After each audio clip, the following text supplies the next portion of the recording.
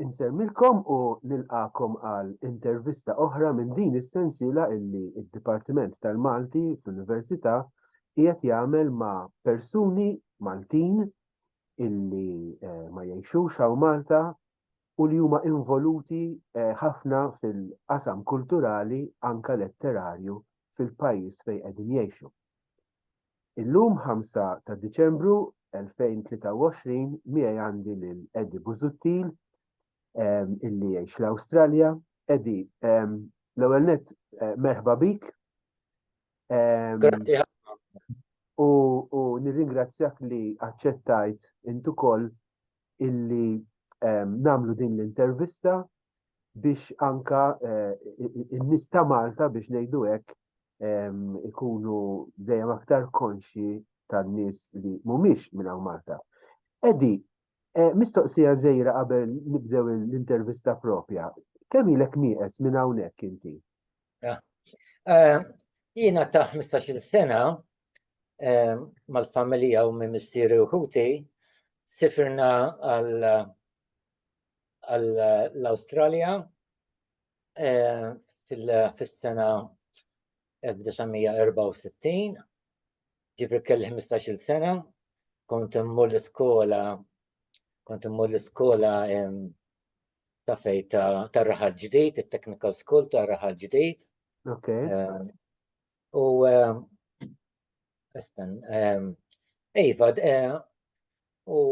Ġifri issa ta' inti għaddew 60 sena.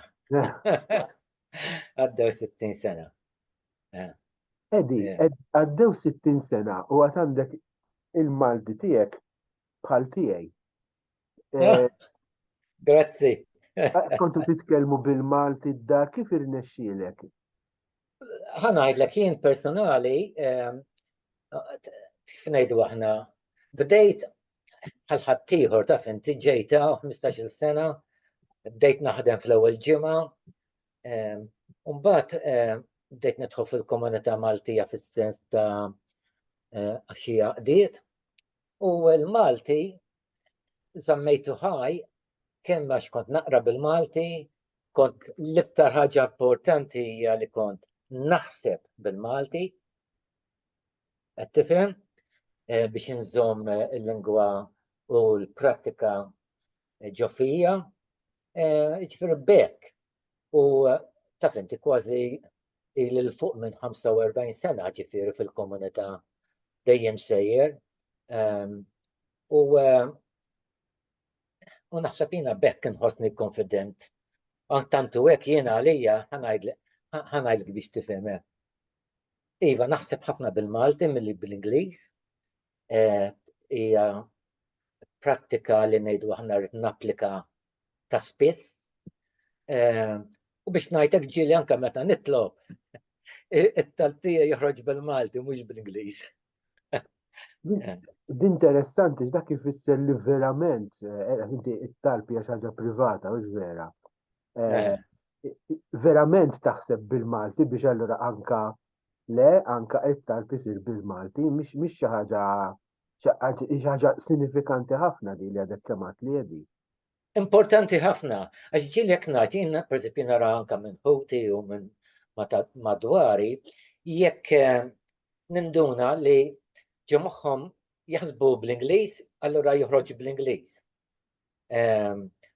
U anke ġifieri ma' Maltin oħra ġieli jitkellmu bl-Ingliż, kun naf li kapaċi jifhmu u jitkellmu bil-Malti, imma ma jagħmlux dik il-prattika, allura jippreferu li taf inti meta jirrispondu bl-Ingliż.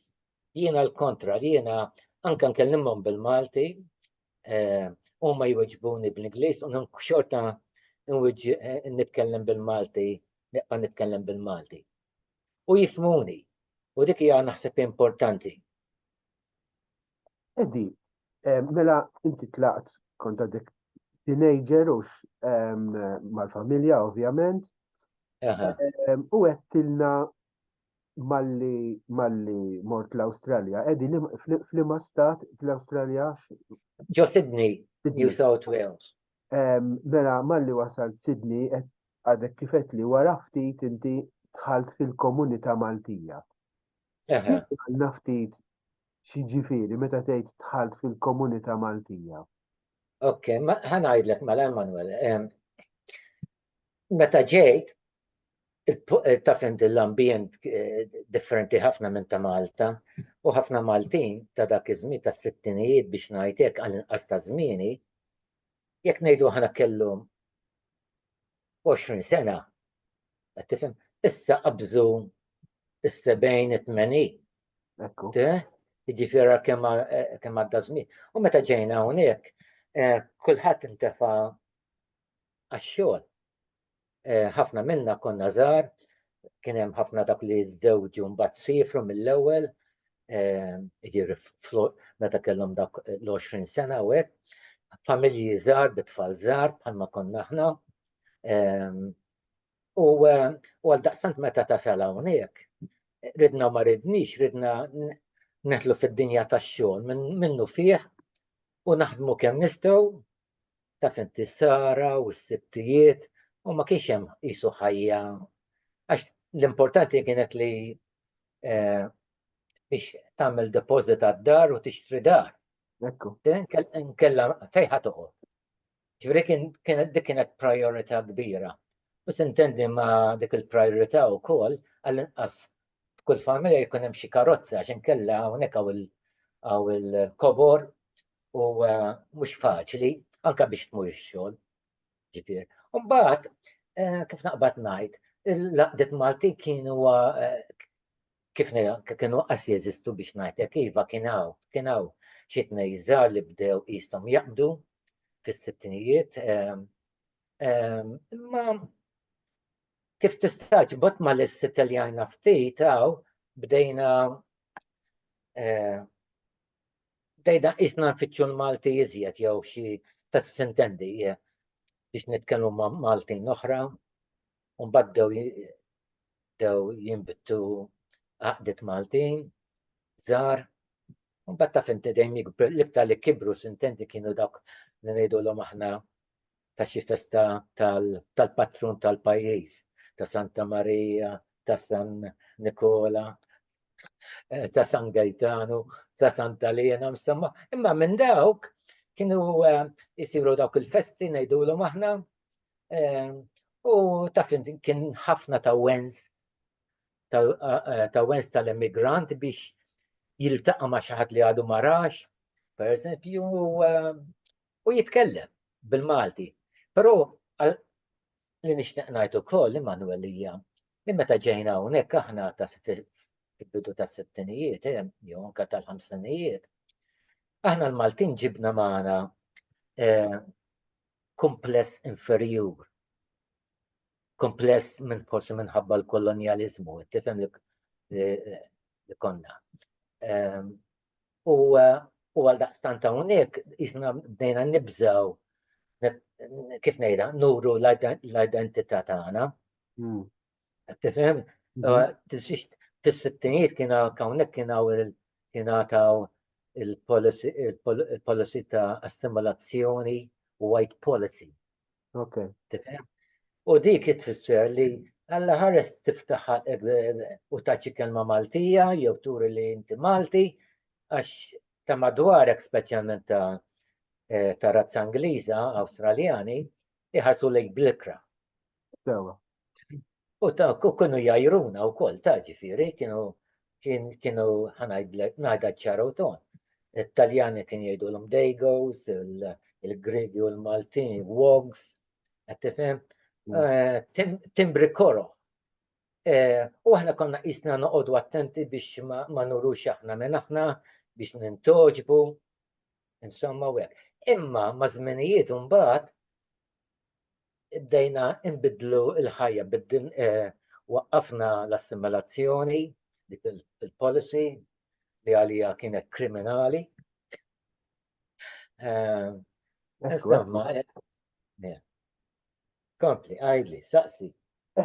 Issa, lex li tnejdlek, inti minnhom għat li fil-bidu meta wasaltu inti u l-familja tiegħek, qed li ma kienx hawn għaqdiet Maltin, kien hemm xi tnej żgħar u mbagħad isu anka minħabba daw l-iżviluppi anti-racist li qed issemmi li il-komunità bdiet iktar taraf lilha nfisha u x'vera bdiet twaqqaf iktar għaqdiet.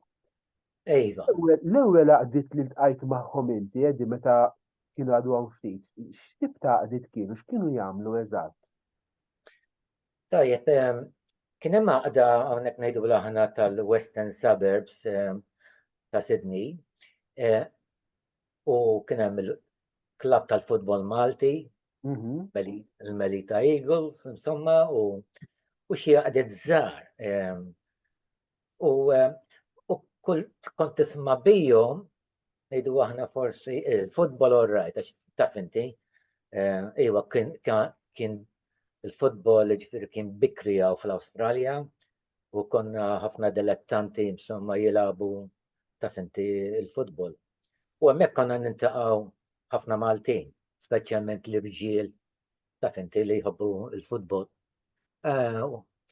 Kif naqbad ngħid, u mbagħad dawn il-laqdiet jagħmlu attivitajiet, pereżempju darba jew darbtejn fis-sena, daqqa jagħmlu xi ġiti bil-coaches jmorru x'imkien jew hekk, jew piknik kbir tal-Maltin, jew jagħmlu ngħidu aħna xi dinner dance, tifhem? U hemmhekk s'intendi il-Maltin kienu jmorru. Ma tinsix, il-Maltin kienu jmorru speċjalment dawk. Skont fejn tkun toqgħod ġo Sydney, għax ħanatik paragun Sydney hija kbira daqs 100 darba ta' Malta. Ġifieri inti toqgħod dik in-naħa ta' Sydney għandek it-tul, għandek il-bogħod. U malaj taqta' qalbek, waqt li dawk fejn hemm il-komunitajiet żgħar Maltin fejn kienu jkunu viċin ta' xulxin, hemmhekk laqdet li bdew jieħdu r-ruħ. Laqdiet ngħidlek, laqdiet kienu tawens kbir għalina. Kemm għax tinsiex meta tkun barra minn pajjiżek donnok jew tgħid issa jien taf inti Malta spiċċjat u ngħix il-ħajja tiegħi taf inti mmur ix-xogħol mix-xogħol għad-dar, irrabbi l-familja u daqshekk u ma joħorġux. U meta jiena ħafna Maltin li ma joħorġux u ma jitħaltux. U biex ngħidlek il-verità huma msiekien għax meta mbagħad tintaqa' magħhom tinduna kemm baqgħu lura, kemm mentalment, qed tifhem, kemm fl-iżvilupp tagħhom u qishom jaqtaw qalbhom li iżommu kuntatt mal-komunità. Edi, iktar il-qudiem mbagħad għamu aktar x'isimu maqdiet. Iva. Fejn tidħol għaqdiet u semmejtilna l-festi li kienet attività anka importanti għax ovvjament il-festa tina ċerta identità u ġveru u tradizzjoni u issa qed iżomm il-kuntatt ma' pajjiżek minkejja l-bot. Bħala għaqdiet kulturali. Iva. Ħaġa hekk żmienek. Pereżempju, jien kont wieħed mill-fondaturi tal-għaqda kulturali Maltija ta' New South Wales. Kont ma' oħrajn sintieti hawnhekk qatt taħdem waħdek, dejjem ikun ngħidu oħrajn u flimkien naħdmu bħala tim. Iva, kien hemm pereżempju ħa nagħtik eżempju. Bdejna l-festa tal-Vittoria, mhux il-bot minni hawn, ġo Greystanes, u bdejna il-banda la Maltija, banda Maltija, tifhem?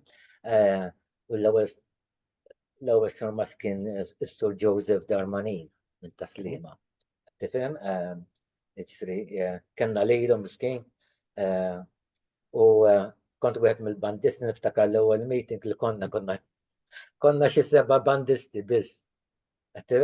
Mbagħad tintendi mbagħad f'daqqa waħda ġew ħafna bandisti Maltin li kienu telqu minn Malta ta' finti mill-Belliħa, minn kullum kien, is-Siġġiewi u l-banda tintendi mbagħad il-banda tat ruħ ġdida lil dawn il-festi għax ta' finti jisek festa bla banda u marċijiet u hekk. Jiex, kien hemm iżjed u kien hemm għadna l-Kunsill ta' New South Wales li tiġi isa umbrella ta' rappreżentanti ta' għaqdiet Maltin biex dejjem ngħidu aħna jkollna vuċi waħda. Insomma, dik għadha sejra sal-ġurnata tal-lum ukoll. Maltese Welfare fejn kien hemm il-bżonnijiet tal-Maltin soċjali saru ħafna taħdidiet u seminars fejn il-bżonnijiet tal-Maltin. Kien hemm ukoll lejliet letterari ta' kitbiet minn diversi kittieba fosthom Frank Zammit hawnhekk. U taf inti il-letterarja miktuba biex ngħidlek ġiet milquha ma nistax ngħid li għamlet impatt kbir fostna kontra qalbi għal-raġuni nirraġunaw ħafna mill-Maltin li ġew ftit li xejn kienu jafu jaqraw bil-Malti. U nirraġunaw hawnhekk aħna l-Maltin iktar nippreferu xi ħaġa li nistgħu naraw u nisimgħu. Naraw fis-sens viżwali bħal ngħidu aħna teatrini. Per eżempju, teatrini. Għadna għaqda ta' teatrini hawnhekk iċ-ċittadini waħda minnhom. U kif ngħidu għal ħafna snin konna nagħmlu teatrini minn koll. Però aħna teatrini hawnhekk pereżempju mhux xi xogħlijiet ta' drama jew hekk. Għax aħna l-Maltin hawnhekk irridu biex nallinaw rasna ftit. Ma rridux serjetà għandna biżżejjed, qed tifhem? Irridu xi ħaġa li ddaħħaq ngħidu aħna nidħu nieħdu gost. Jiġifieri u saru ħafna ta' ġifieri teatrini u vaudevilles u affarijiet. U naħseb jiena hawnhekk fejn li dħalt jiena fil-bidunet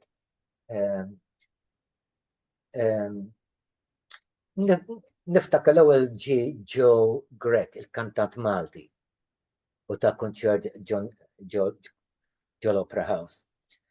U kont supporting act insomma biċċa teatrin żgħira ħafna fuq l-assedju ta' Malta. Ngħidu aħna minn dak iż-żmien u mbagħad bdejna minna l-ewwel kunċert Malti, varjetà Maltija, l-ewwel karnival Malti, bqajna sejrin hekk. Jiena naħseb li ħassejt rajt il-bżonn, rajt vojt kbir fejn il-mużika speċjalment, il-kant Malti u l-mużika ma kienetx parti minnha. Nirraġunaw, dejjem nistħu dak li hu tagħna. Insomma, kont għad grupp u bdejt inkantaw ftit bil-Malti, kanzunetti Maltin u hekk, dejjem fost il-Maltin. U bad meta għamilna pereżempju l-laqda kulturali Maltija, hawnhekk bdejna noħorġu daw il-kant Malti u mużika Maltija fost l-Awstraljani. U ġew postijiet differenti. U kienu bdejna kif ngħidu aħna japprezzaw l-identità tagħna u minn x'intendi dak iż-żmien u mbagħad aħna bdejna nrabbu l-kuraġġ, bdejna noħorġu minn qoxortna u pereżempju niftakar darba minnu Frank Zammit għaddieli daqsxejn ta' folijiet u kienet il-ballata tal-Maltin ta' New Caledoni. Għalli jara xidillek minna. U jnaqqast Malli ftaħt l-ewwel paġna u qallibt il-folijiet il-madoffi. Dan dinupi qbajek miktub biss. U mbagħad kellimt il-mortant wieħed ħabib tiegħi Joe Gallia, kantant Malti, u għatlu Joe, għatlu, u konna jina u Joe Gallia konna meħtila tal-folklor Malti. Għana u prejjem u hekk. Għatlu Joe, għatlu din. Dina unekka, taf inti dnub inħalluha miktuba biss. U għalli għad xej fidi, u bad wara xiftitim għalli taf li sibti nejdu ħana ton tal-folklor Malti għal fuq din il-ballata. Insomma, u tajjeb. Għalli kif kienet, un batin bdejt naħseb, imma dik mux bizzejiet, għax nafu ħana unik l-għana mux bil-quta mill-kulħat, jew n-toġob minn kulħat. U bħġeni f'moħħiet namlu sentendi bil-mużika. Għetlu maġġu, għetlu għet jista' jkun ma namlux mużika prejjem. Taf inti kif nafu aħna, għet forsi rridu ntu mużika u strumenti u għamminni bħala isa taqxieta isa orkestra. U mbagħad għamil speċjal proġett insomma li għamilnija ikkanta ġew, ikkanta mija u kol daħħalna mara, Grace Camilleri, u sintendi l-mużika kienet għal-kem kienet fuq it-ton tal-folklor Malti, imma kienet tiġbdek u jekk kient per eżempju Taljan jew Spanjol jew Ingliż, tħoss xi ħaġa, u mbagħad ma' din fl-istess ħin dan il-proġett daħħalna narrattiva li kien għamela Frank Zammit ukoll bl-Ingliż waqt il-mużika sejra biex għal-inqas dejjem jifmu l-istorja ta' dawn il-Maltin ta' New Caledonia. Dan forsi smajt bija dawn il-Maltin u Għawċin kienu ġew l-Awstrija u kienet l-ewwel darba li l-Gvern Awstraljan ma ħallihom jinżlu l-art. Qed ngħidu wara l-ewwel gwerra insomma, deħlin fit-tieni gwerra. Għax kien hawn il-leva u l-Awstraljan bdew kif naqbad ngħid ma rridux barranin, għalu għaliex aħna immorru niġġieldu u dawn jieħdu postna. Insomma. U hija ġraja vera l-ewwel darba li kif ngħidulhom tal-boat people ġew l-istorja tal-Awstralja. Insomma, dak kien wieħed minn da. U mbagħad darba anke Frank Zammit qedlu Frank għax ma nagħmlux il-quddiesa bil-għana Malti. Sintendi l-għana tagħna hawnhekk ma nżommuwix stretta forsi kif jannuha Malta, ma nżommuha daqsxejn ħajja. U isna inkantawa milli nannuha. Allora tieħu isa libsa. U għamilna din quddiesa għal żmien twil, insomma kienet popolari. Mbagħad sintendi ma dik daħħalna lajd l-istazzjonijiet bil-kant u mużika fuq pjuttost folklor ukoll. U mbagħad darba ktibt kont nikteb ukoll xi affarijiet għat-teatrin u darbennhom qed ħanagħmel xi ħaġa Maltija. U għamilt ktibt Malta 17 u għamilta bil-mużika. U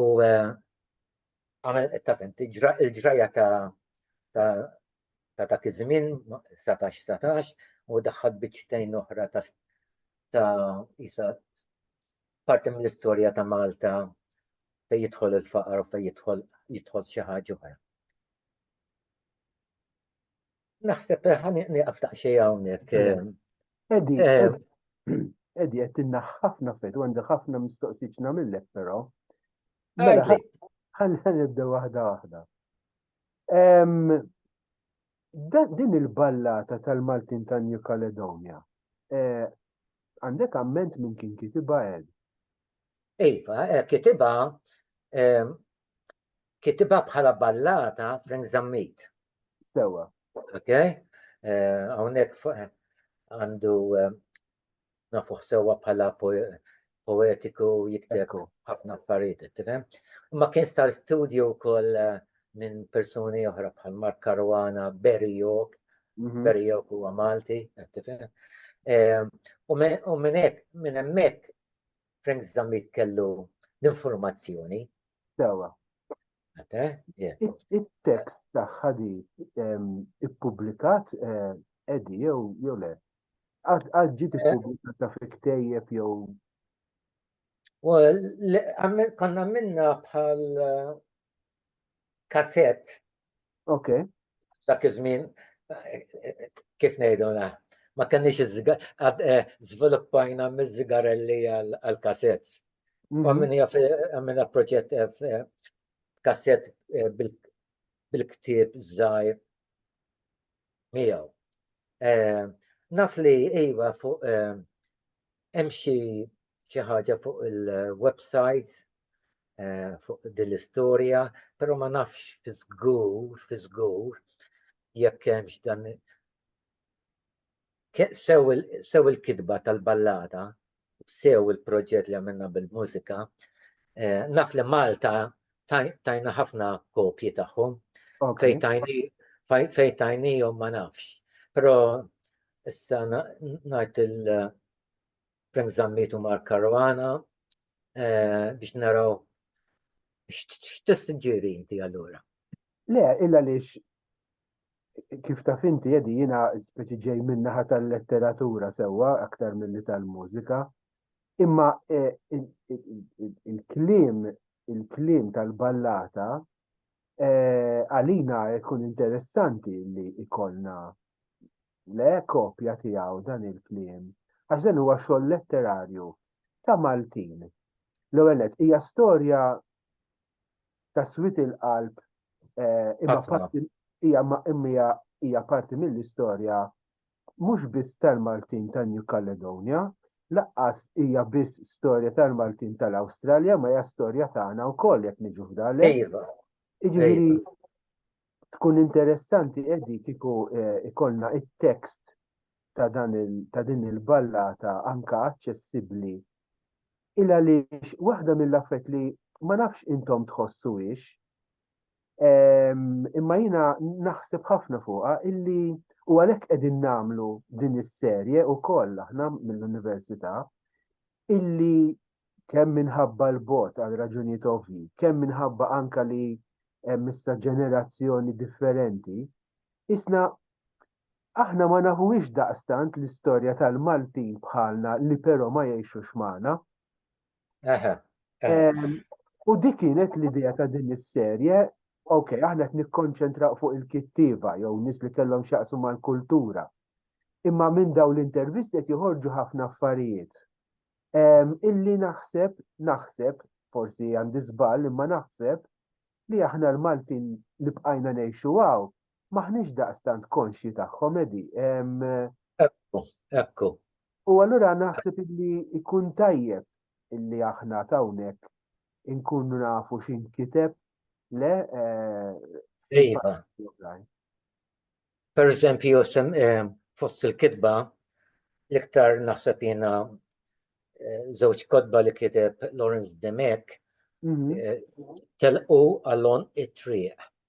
U fija hemm ħafna intervisti u stejjer ta' dawk il-Maltin immigranti ta' meta ħallew, x'sabu u kif għexu hawn fl-Awstralja.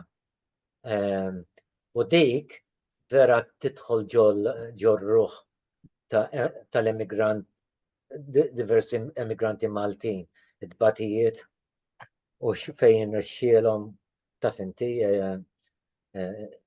jiżviluppaw hekk u bħalma qed tajt inti il-kibba din pereżempju tal-ballata tal-Maltin ta' New Caledonia anka tismagħha biss tara x-xenarju quddiemek biex ngħid hekk, tifhem? Fost oħrajn imbagħad taf għamilt xogħlijiet insemmi din, xogħlijiet bħal tal-lajna hawnhekk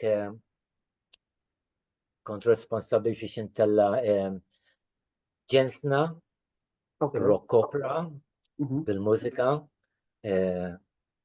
bil-permessi intendi, irnexxinna ntellaw hawnhekk u oħra Manuel, il-bandiera tal-Maltin, xogħlijiet li għalina hawnhekk biex ngħid hekk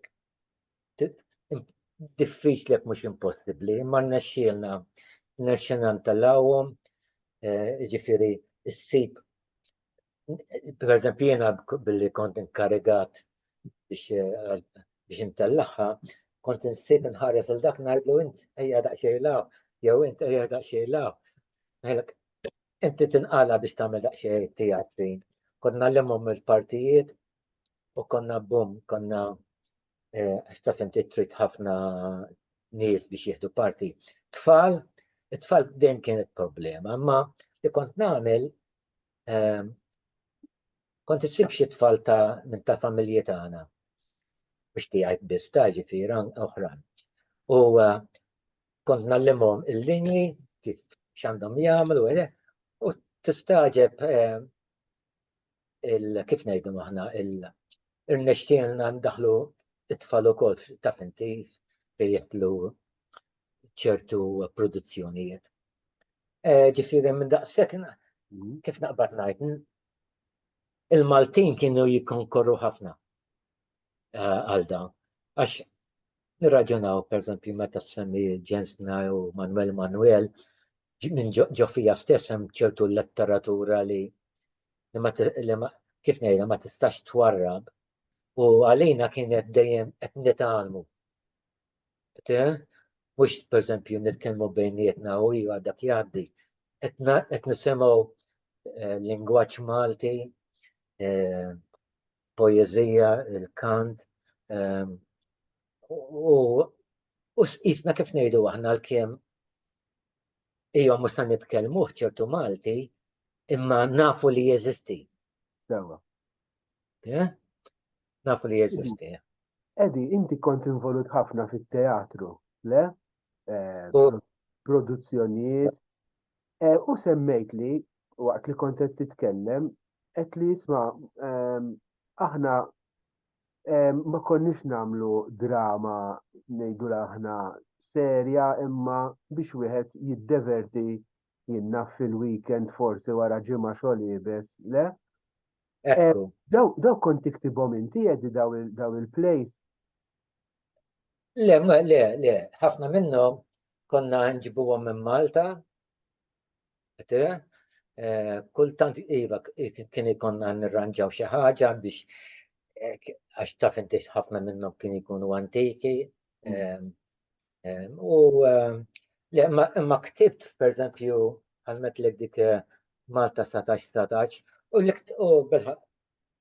ħafna Maltin hawnhekk isibuni għax jien kont nagħmel passjoni bil-Malti.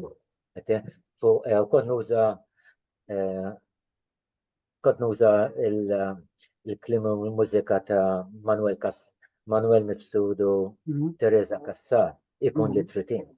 U kont niktibhom jiena fis-sens għax jien ma kontx nagħmel il-passjoni bil-lut, bil-Rumani jew hekk. Kollox Malti fis-sens grupp ta' Maltin, ġifieri mbagħad Ġesu joħroġ minnu, persuna joħroġ minnu bħala Ġesu u n-nies ta' madwaru huma nies Maltin. U isa ġraja Maltija fis-sens li u li aħna l-Maltin u aħna taf inti qalbna tajba mhux bħal dawk il-klieb lut li qatlu l-Ġesu. Imma nkunu aħna stess Maltin li sellabna wieħed minna Ġesu bħala Malti. U dik għamilnija matul is-snin għamilnija kemm il-darba, dejjem inbiddel daqsxejn xi affarijiet intendi, imma u l-Maltin tistaġeb kif kemm kienet tal-ġobhom għax kien iħossuha bħal metlek mhux ġol Palestina fis-sens jiena l-lut u Rumani u l-bies jew hekk. Xejn, imma Maltin stess.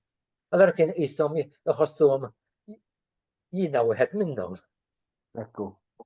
Dik marret tajba ħafna għal ħafna snin. Naħseb għamilnija mal-17 il-darba ġo diversi postijiet fl-Awstralja, Melbourne, u Sydney u barra minn Sydney insomma. Edi, meta issa ftitilu saqsejtek fuq il-fares li kontu t-tella u li konna nġibu għom minn Malta. Kif kien isir il-kuntatt, ġviri, kelkom il-xaħat jibatomkom minn Malta, kif kien jiġri? Ara ħanajdlek niftar wieħed mill-antiki tal-aqda ċittadini speċjalment Manuel Gruppetta. Dak kien ukoll minn Taslima u kien imdaħħal ħafna fit-teatru Malti. U ġifri, u kien hemm oħrajn, anke Greg Caruana minn Mosta, u kulħadd kellu qisu jaf li xi ħadd. Allora meta konna ninżlu Malta, ħalli għalina mmur nħabtulhom il-bibien. Per eżempju, Charlie Close, morna u ġibna il-tiċ ta' Carmen Abdilla u hekk, tifhem? Ġifrek konna nagħmlu, konna nġibu l-scripts. Issa bħala, ġri, il-teatru fej kontu taħdmu, għedi, dak intakom kontu tikru, kif kienet il-sistema? Għawnek, ħanajlek, il-nexxielna, per eżempju, l-ewwel tkun ġo hall kif taqbattejt, li tasa 50 l-iżjed metru. Hall, sala ġifieri, xej speċjali fija. Mbagħad dejna nfittxu il-klabbijiet Awstraljani, għax il-klabbijiet ikollhom, il-club hawnhekk ikollhom auditoriums, tifhem, u konna ġifieri konna d-dwal, is-sound, il-kumdità, il-wisa, il-palk, allura konna nfittxu hemm. U konna nfittxu hemm għax hawnhekk il-Maltin kienu jħobbu. Isibu bħal klabb daw il-klabs Awstraljani biex ngħidlek kbar. Ikollok fejn tippartja, ikollok fejn tiekol, ikollok fejn titkellem, fejn tpoġġi bil-qiegħda, fejn tara x-show. Qed tifhem? Allura kienet komda lina u konna anke sfin ukoll. Ġifri konna ġieli għamilna shows ftit teatrin u ftit sfin u hekk. Banda u hekk. Ħanna tmur daqsxejn pass daqsxejn lura biex il-Maltin jifmu daqsxejn minn xi xaddejna hawnhekk. Hawnhekk fil-bidoniet meta biex ngħidlek kien ikun hawn xi tiġ bejn il-Maltin jew xi dance ballu jew dinner dance. U l-grupp kien hawn gruppi Maltin mbagħad idaqqu u jkantaw. Jekk fil-bidoniet niftakar fil-bidoniet meta kienu ġieli jippruvaw jikkantaw b'xi kanzunetta Maltija, in-nies li qabduhom kienu jmorru fuqhom jgħidulhom qiegħu, tikkantawx bil-Malti. Tajjeb, imma mbagħad fl-istess ħin ħalli daw l-istess kantanti u gruppi banet ikkantaw bit-Taljan, l-Ispanjol, viva Spanja u jitbelħu in-nies. Ekku rajt, imma malli kienet xatt jiftaħu kanta bil-Malti, kienu jaqbżu fuqhom. Issa differenti, issa jekk tkun pereżempju xi attività Maltija jew u banda Maltija jew xi ħadd minnhom ikanta bil-Malti, alla ħares ma jkantawx bil-Malti x'nagħmlu għalihom. Edi, ma x'differenza kien hemm bejn il-Maltin u t-Taljani? Għalfejn it-Taljani iva u l-Ispanjoli iva u l-Malti le allura. Ejju, għax aħna l-Maltin ta' fenti l-ewwel nett kultura tagħna fejn speċjalment tidħol il-mużika u hekk mill-Italja ta' fenti it-Taljani, il-mużika Taljana kienet meħtla tagħna ħafna u melodjuża. tifhem? U aħna fejn taf inti fejn tkun melodjuża u tferraħ bħal jiena qed ngħidlek bħal Evviva Spanja ħalli għalina nitbelħu nkantawha. Tifhem? Imma hekk kienet hekk alla ħares tkanta xi ħaġa bil-Malti għax iwafquk. Kompli. Issa sintet il-faċċata bidlet. Issa anka tfal tagħna pereżempju għalkemm ma jitkellmux, ħafna minna ma jitkellmux bil-Malti u mhux sa ċertu punt għandna ftit tort għax ma llimnihomx bil-Malti. Imma mill-naħa l-oħra tifhem li pereżempju jekk il-ġenituri qegħdin jaħdmu it-tnejn li huma l-om u l-missier. It-tfal marru l-iskola hawnhekk. U mbagħad id-daqsxejn tad-dar l-opportunità li jkollhom biex jitkellmu bil-Malti, mbagħad biex tħaffef jibda joħroġ l-Ingliż. Tifhem? U għal daqstant ħasra tfal, batew ħafna. U l-ewwel nett it-tfal taf inti jippruvaw kif ngħidha jiskansaw milli biex ngħidlek jitkellmu żewġ lingwi, speċjalment lingwa li jsibuha daqsxejn stramba biex ngħidlek, u l-Ingliż għalihom hija kif ngħidu aħna l-lingwa prinċipali. U meta jiġu l-Malti, mbagħad iweġbuna bl-Ingliż, mbagħad ftit il-Malti iktar jinqata' u jitbiegħed. Però it-tfal tagħna u anke t-tfal tat-tfal tagħna xejn ma jistħux jgħidu issa li pereżempju aħna ir-roots tagħna huma Maltija. Issa le issa huma li jkollhom iċ-ċans irridu jmorru Malta biex jiskopru tifhem fejn ġejjin huma msierhom minn nanniet u hekk. Għandhom ċertu pride ġo fihom issa. Tifhem? Għatem problemi, Manuel, biex niftehmu. Pereżempju ħafna Maltin taf inti bħal komunitajiet oħra met iżżewġu xi ħadd ta' nazzjonalità differenti. Allora imbagħad liema lingwa ħad tibda tuża. U hawnhekk imbagħad fejn dejjem qisu l-Ingliż jirbaħ. Iwa hemm komunitajiet ta' fejn żammew il-lingwa ġoddar u dik kienet importanti. Jekk iżżomm il-lingwa ġoddar għandek ċans sabiħ li titkellem il-lingwa tiegħek bil-Malti u żżomm iktar l-identità. Imma issa taf inti għaddejna minn xi għaddejna. Issa naċċettaw ċertu affarijiet li ma nistgħux inbidlu. Però jekk pereżempju t-tfal tiegħi u t-tfal ta' tfal jisimgħuni nitkellem bil-Malti ma jiddejqux. U ġieli nipprova pereżempju meta narahom ngħidilhom kif inti.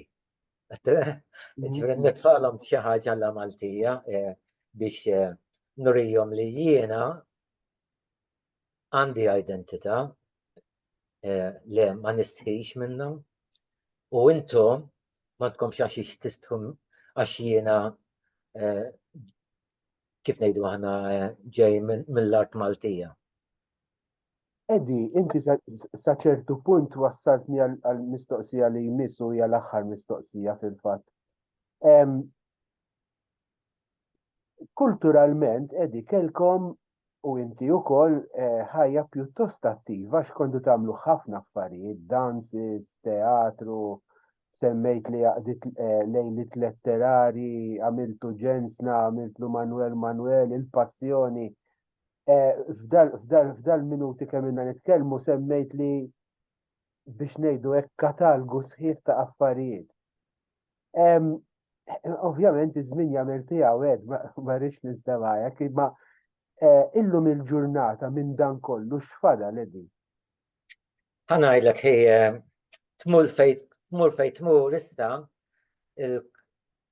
l-udjenza biex ngħidlek hija ta' 70 sena, 80 sena u l-fuq. U mbagħad taf inti dawk li jkunu iktar anzjani ma jistgħux isuqu, ma jistgħux allura immorru jiġu għal dawn l-attivitajiet. Jiġifieri iva l-poplu, l-komunità qed tonqos. Anzjana pereżempju anke fejn jidħol it-teatrin pereżempju taf inti mhux faċli li ssib ngħidu ta' ċertu etajiet iżgħar. U daqstant dawk li jmexxu l-laqdiet Maltin tant ndaħlin fi żmien u milietu ftit minnu li ma jkollhomx dik l-enerġija.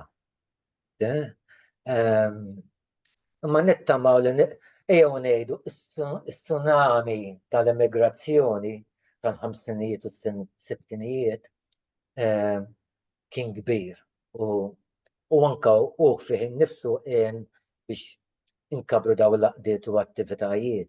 Missa qegħdin dik is-tsunami għadda raġgħu dik il-kalma fis-sens li issa anzjani ħafna batuti mill-enerġija nixtiequ nagħmlu ma u għadna nagħmlu u n-nies għadhom jiġu għax issa taf inti meta tikber fl-età isek tridu ma tridx anke tfittex l-eruq tiegħek. U ninduna jiena wkoll anke fostna il-Maltin fejn pereżempju ġejna mbagħad iva bdejna nitkellmu bl-Ingliż, imma iktar ma jgħaddi żmien iktar qed nitkellmu bil-Malti. Issa ħaġa li qed infittxu u s'intendi taf inti li mmorru Malta hija parti mill-bżonn. Jiena kuntent li ma' ħafna oħrajn fil-komunità Maltija ħdimna ħafna biex daw l-attivitajiet, letteratura, teatrin is-semmija li trid hija ħolqa katina u tajna ħafna wins u appoġġ lil Maltin immigranti meta kienu fil-bżonn. Edi, jiena nirringrazzjak ħafna ta' din l-intervista illi tatna ħafna mhux biss informazzjoni speċi ta' x'ġara u x'ma ġarax, imma anke intom minn xi għaddejtu x'ħassejtu l-esperjenzi tagħkom illi forsi aħna ma nkunux nafuhom, forsi dawk li jkollhom familjari li sifru. Waħda mill-affarijiet illi ikolli ngħidha dik tassew nammira f'nies bħalek illi bdejna biha fil-fatt minkejja snin żammejt anke il-lingwa żammejta skemet inżomma jien u xi ħaġa li wieħed irid jammira le għaliex u japprezza qed nitkellmu fuq medda ta' żmien illi speċi faċli wieħed jitlef dak illi telaq bih. Edi jiena nirringrazzjak ħafna nerġa' ta' din l-opportunità.